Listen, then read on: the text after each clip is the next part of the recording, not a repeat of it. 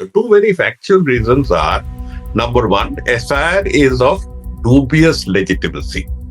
I have been saying this, of dubious legitimacy, and it could be challenged only of the dubious legitimacy because the existing law of the Representation of the People Act and the registration of electoral rules never mentions SIR anyway.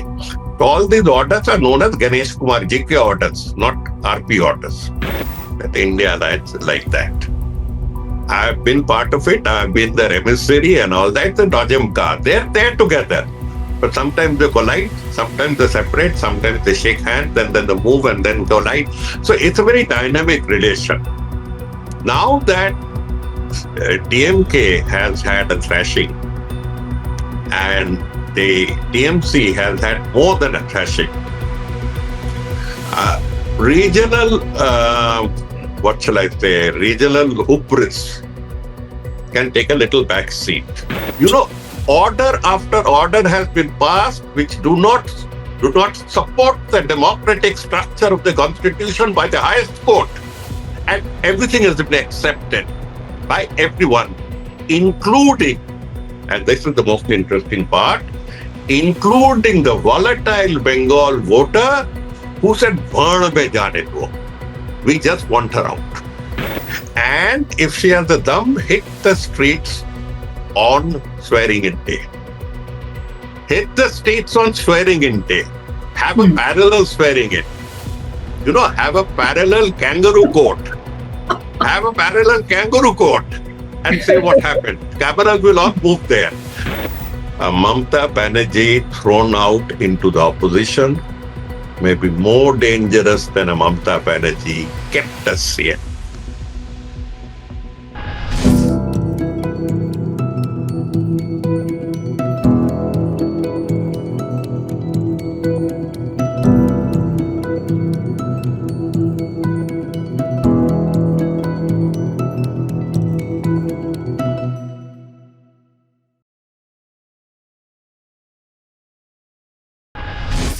Hello and a warm welcome to HW News Network, your one-stop show, truth be told, for some engaging and thought-provoking conversations.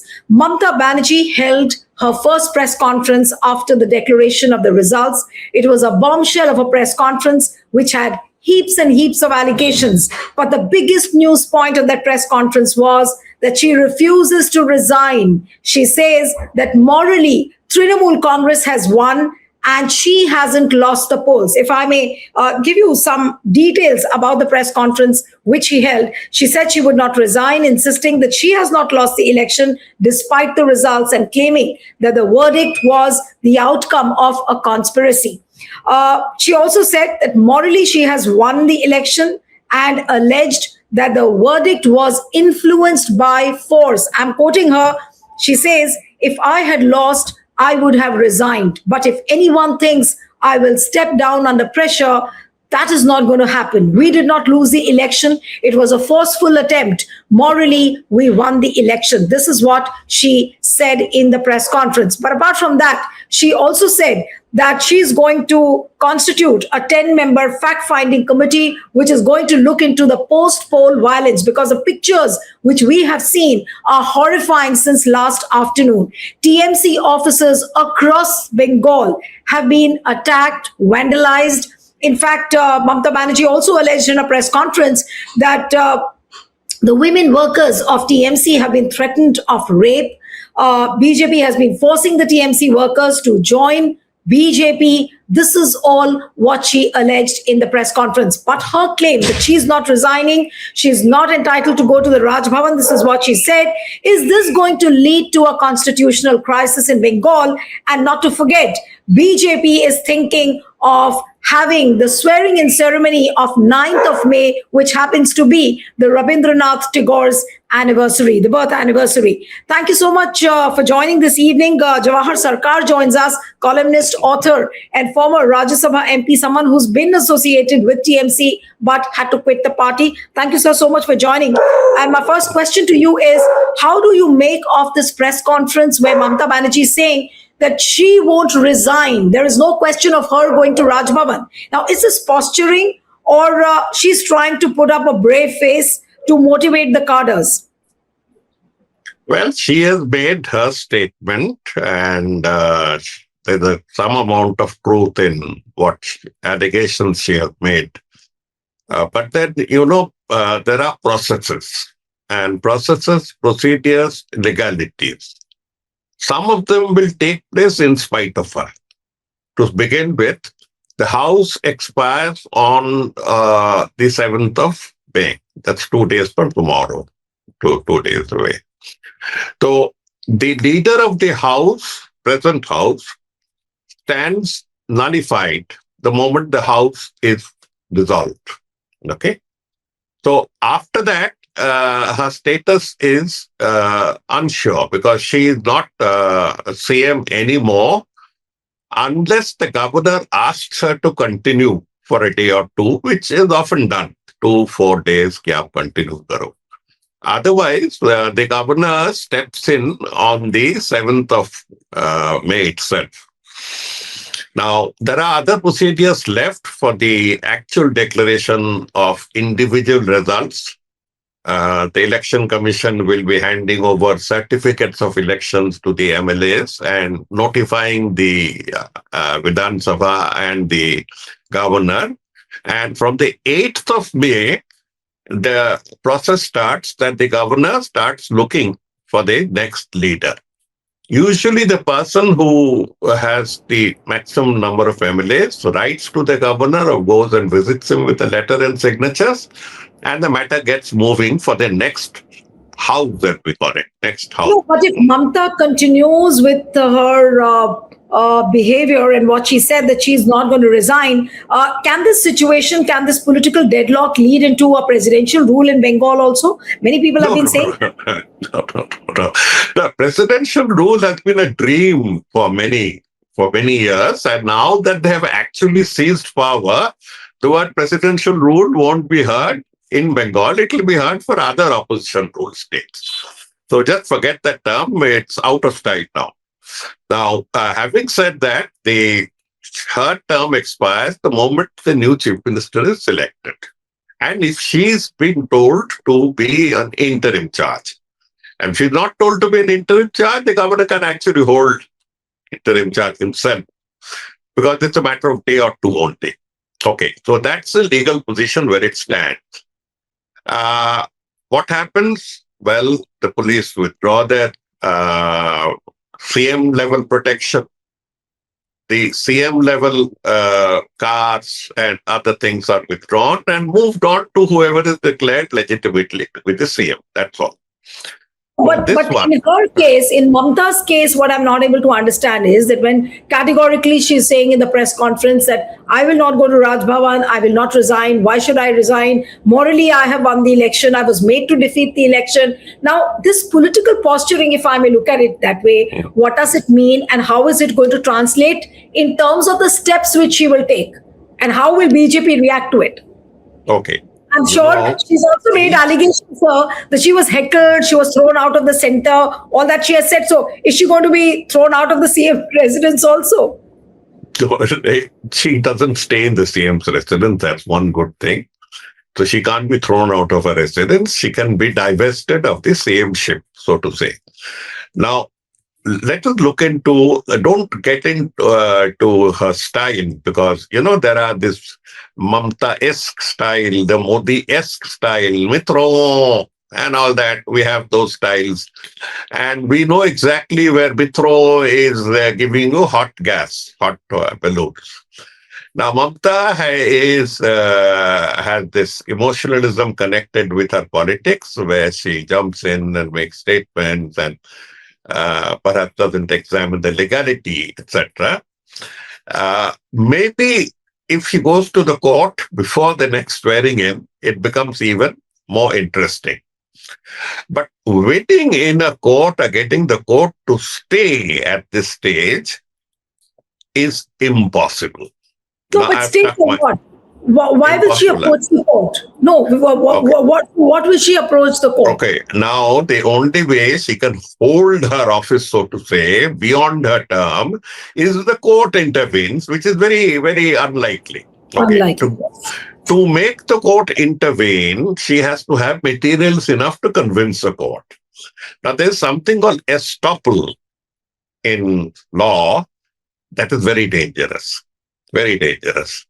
And she is a victim of her own estoppel. Let me explain. She had been threatening from day one not to cooperate with SIR, etc., from day one. What she did not state properly is why. And there are two very factual reasons why, and one reason of estimation. The two very factual reasons are number one, SIR is of dubious legitimacy. I have been saying this of dubious legitimacy, and it could be challenged only of the dubious legitimacy because the existing law of the Representation of the People Act and the registration of electoral rules never mentions SIR anyway. So all these orders are known as Ganesh Kumar GK orders, not RP orders. So she could have done that. She went to court on finer counts of this and that, but the legality of this never was decided by the court, who went on to everything else other than the legitimacy of it all. That's one.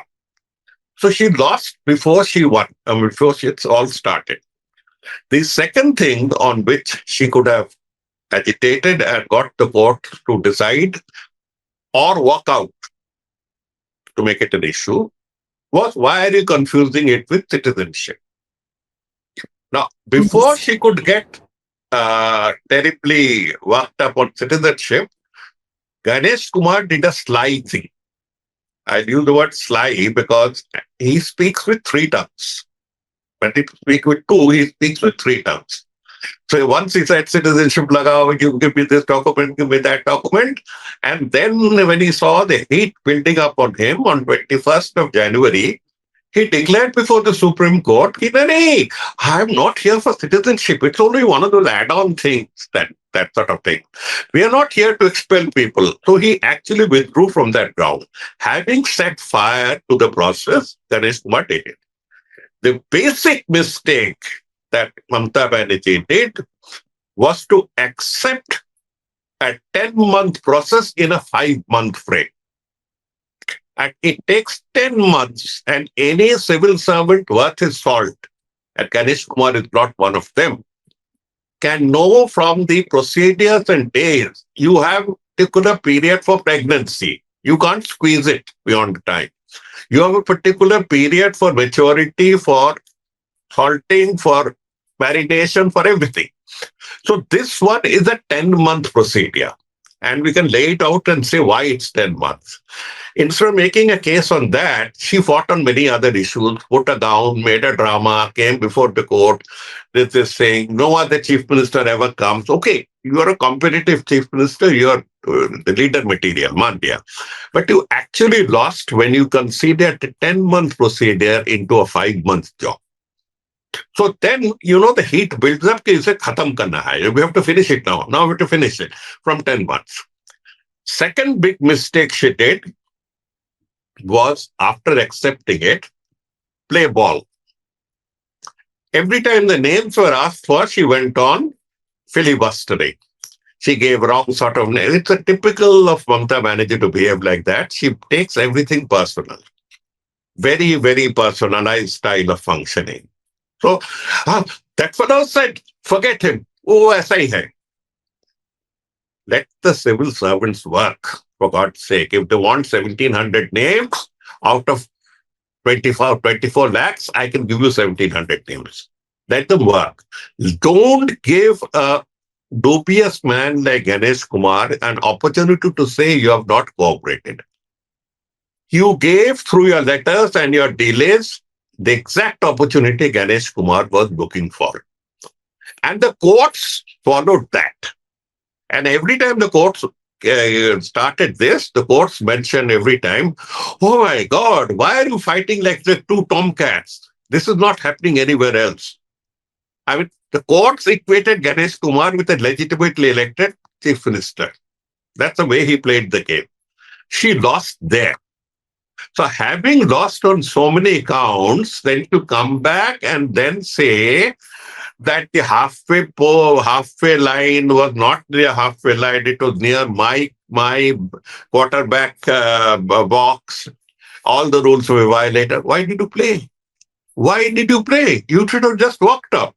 You see, the Marxists boycotted one full Oh, so are you session saying that the right step for Mamata Banerjee would have been to boycott the election rather than to accepting it? ultimately to boycott the election when the Supreme Court decided on such a absolutely unprecedented order Yes. of leaving 27 lakh citizens out of the voting process, that would have been enough for her to say, I'm not taking part. What would be the consequences? No, but then if It, she would have boycotted, then would it not have been seen as walk something which over is BJP. handed over to BJP on a platter? Walk over to the BJP. See, she has had it would have been walk over to the BJP on a silver platter. Okay. What she has done now is to hand it over on a golden platter. You must Okay. realize the Yes. silver platter would be questionable and she would have the high moral ground that our voters have been left out. She would have asked them, show me the election computer source code. Tell me, does the computer know who are Muslims? Have they been filled with 5,000 common Muslim names? How are they only going down to Muslims? Is there a tilt in the computer against women and Dalits? Show me, and let independent experts from India and abroad see it. She would have been on a higher ground. Instead, she allowed the fellow to play. The computer was rigged. I am saying it is rigged. It is rigged because the computer was not the election commission's. The computer entire SIR game was framed by the world's most nasty corporate strategist and nasty, highly overpaid legal brains. There are these nasty groups available for corporate takeovers and raids. They were pulled in by some oligarchs or oligarchs of India, made it all out and presented to whoever you know, No, who but in who were turn these present. people? Who were these These are people? this Did Mamata I Banerjee know about no them? no I am telling you from the style and the Okay. operations and this thing, words like logically what is that logically Logical discrepancy. discrepancies, yes. Yeah, Yeah. oxymoron. Now, these were concocted not by civil servants. Remember one thing, having worked with them for 40 years, if they can be a bad, good, everything. They are not anti-people. A guy coming out of IIT going through the exam is house trained not to go against the people. He may have to open fire. Some may have to open fire once in a lifetime, or the police may open fire once in a lifetime, but they're not anti-people. This is an anti-people booby trap. Either I put you under mapping, unmapped, logical discrepancy, under adjudication. These are terms contrived Right. by absolute thing and handed over to some master who in turn handed it over to an ultra loyalist कि आप इसको execute करो. To execute it, you require either a complete sense of, fascist dedication to the master and an equally demented brain and a rudeness that defies all limits. True. There's nothing So, else. He's the rudest right. chief election commissioner in 25. So he No, but just Mr. Patrick, executed. now what I'm wondering that how is she like yesterday I was listening to Mamata Banerjee during the counting when the process was on, and I think in between she spoke to the reporters. So she said she will demand countermanding. Now today in the press conference there was no word on countermanding the elections. There is no word of how she's going to hold on to the vote chori issue. Now she's saying that hundred seats have been stolen. If that is the case, there is no roadmap how the election petitions will be filed. At least she should have spelled it out in the press conference, but there was I, no I, word on that. I tell you because I have hindsight benefit. The first election that Mamata Banerjee faces as president of Trinamool Party was, if you don't mind, when I was chief electoral officer. Yes. We both of us had black hair at that time. So I'm talking 1997, 90, and Dada, Thoda Dekhi. We've gone through that phase. Where she made this terrible mistakes is that at every stage of counting, that I told her even then, if you want to countermand an election, then you raise an objection during the first round of counting. You prepare a document, you hold back the counting, you write your documents with numbers and voter numbers. Those zamana mein we used to have numbers and this and that. You sign it and tell the counting officer, you sign receipt. Repeat that for the next round.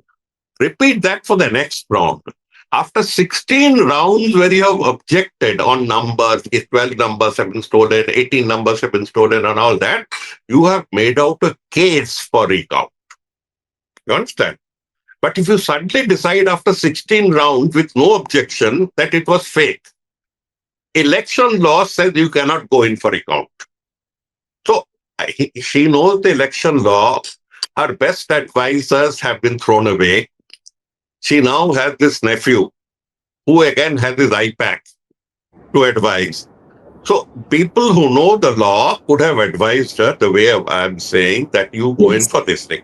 Even now, I'm telling you, one way of appeal that would convince people is that if X constituency, the number of voters who have been deleted are, say, 75,000 or say 30,000, and the defeat margin is 5,000, 10,000. I can now say that 30,000 had been deleted Yes. and 10,000. I will draw on Justice Bagchi's statement and say that you have to consider this fresh. So there are So, ways out. Tantrum is not a way of running governance. right. Tantrum. No, So but this Mr. was, Jawhar Sircar, I also want to speak about to you about the politics which she's going to do now. Now, today she said that she's part of the India Bloc. She mentioned how Rahul Gandhi called her, Sonia Gandhi called her, Akhilesh has invited her to Delhi. Now, what does that mean? Because when India Alliance was the India Bloc was formed, she walked out and she was non-committal towards India Bloc. But now she says she's part of the India Bloc. Where do you see Mamata Banerjee now in the national politics? Will she be part of this opposition group? Because yesterday, when the results were coming in, people said regional parties are decimated, and now it's advantage Congress. We'll have a fight which is going to be between Congress and BJP in 2029. But now, when Mamata Banerjee has acknowledged the opposition members, and she herself is saying that she's part of the India Bloc, where do you see her now? If not in Bengal, of course, she'll be active in Bengal as well. But beyond Bengal, what is Mamata Banerjee, according to you, going to do? see, it is that, that tear the petal, he loves me, he loves me not, he loves me, he loves me not, and that sort of thing, where the India bloc is concerned. Last week, when Rahul Gandhi came, he lodged a direct complaint against Mamta, saying that she's Yes. misbehaving with us in here and there. So Hmm. she chooses to come near on the mood of the day, on the mood of the day, or the whichever side she looks at early in the morning.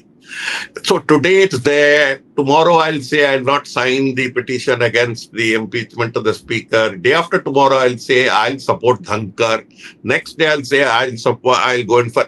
See, there is no one of the exasperating So reasons you are why. saying the India Bloc, even though she's part of the India Bloc won't be able to trust her completely. I don't think, because nobody knows what's next. What's next? No, because So I want to read out Rahul Gandhi's tweet. He has said, I'm just going to quote that exactly, that some in the Congress and others are gloating about TMC's loss. They need to understand this clearly. The theft of Assam and Bengal's mandate is a big step forward by the BJP in its mission to destroy Indian democracy. Put petty politics aside. This is not about one party or another. This is about India. He's put a national flag, an icon of the national flag, and then he's written that. And so, how does one see this? Now, these are, of course, very pleasant overtures made by Rahul Gandhi. But can he trust Mamata Banerjee? Are we in a position to say that Mamata Banerjee will be a steadfast player in the India bloc? And will all of them together take the vote chori issue to the street? Can one say that? Have you seen Dodgem cars? Dodgem cars where 9 of them play around and bump into each other, then Yes. separate, bump into each other. India, that's like that. I've been part of it. I've been their emissary and all that. The Dodgem car, they're there together. But sometimes they collide, sometimes they separate, sometimes they shake hands, then they move and then collide. So it's a very dynamic relation. Now that TMK has had a thrashing and the TMC has had more than a thrashing, regional, what shall I say, regional hubris can take a little back seat, Look at Kerala. Where do you say India? India 1 defeated India 2. Okay? Here in Bengal, India 1 versus India 2 versus India 3. Let us leave that question and take it itself to sort out.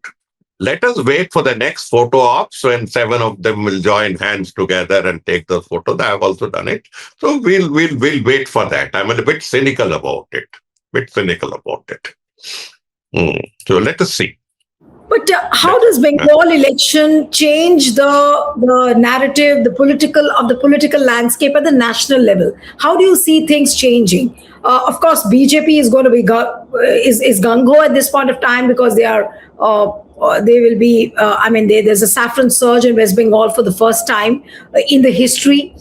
It's a big moment for BJP. But how do we see the national politics from here on changing? The kind of template which we saw in Bengal, which is called the Bengal template, where all the political analysts have been saying that the vote has been stolen thanks to the Supreme Court, thanks to Election Commission, and thanks to the central government. Nobody is bothered about the right to vote. They have to be in power. Come what may, they will apply all sorts of mechanisms to stay in power. If this template is implemented in the states which are to go to polls next year, what happens then? It is being implemented. My earliest point, which I said, was since Mamata Banerjee was on the edge for slaughter, she should have taken the SIR more seriously.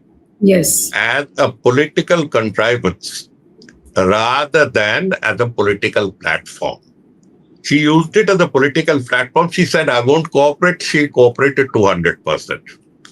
Then the Supreme Court stepped in with a completely unprecedented order of handing over executive functions under Section 19 and 23 of the Representation of People Act.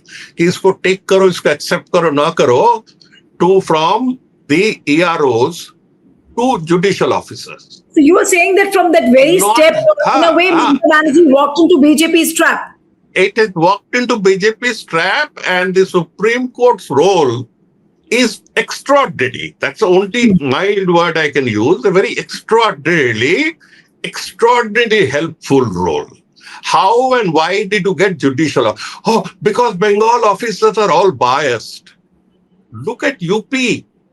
There's no difference between a BJP office and an IAS, IPS officer. They all wear tilaks and patani whether they perform havans in office. You have never thought of such things within UP? Look at Madhya Pradesh. Look at some of those Sanghi-ruled states. Look at Gujarat.